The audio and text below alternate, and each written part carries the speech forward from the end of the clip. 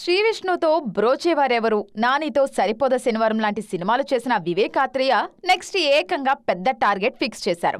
బాలయ్యతో cinema okay చేయించుకొని భారీ target వైపు అడుగులేస్తున్నారు. అన్ని కుదిరితే మరో ఏడాదిలో బాలయ్య వివేక్ ఆత్రేయ కాంబో కలవడం ఖాయం. మరోవైపు హర్షిత్ గోలి సైతం రవితేజ వైపు చూస్తున్నారు. రాజరాజ చోరా, స్వాగ్ లాంటి సినిమాలతో డిఫరెంట్ మేకర్గా గుర్తింపు తెచ్చుకున్న హర్షిత్ త్వరలోనే రవితేజతో సినిమా చేయబోతున్నారు. దిల్ రాజు నిర్మాణంలో ఈ సినిమా ఉండబోతోందని తెలుస్తోంది. ఇక కుర్రాళ్లందరూ చిరంజీవి వైపు ఆసక్తిగా చూస్తున్నారు.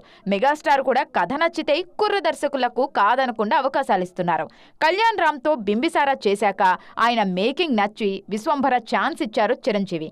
ఈ సినిమా 2026లోనే విడుదల కానుంది.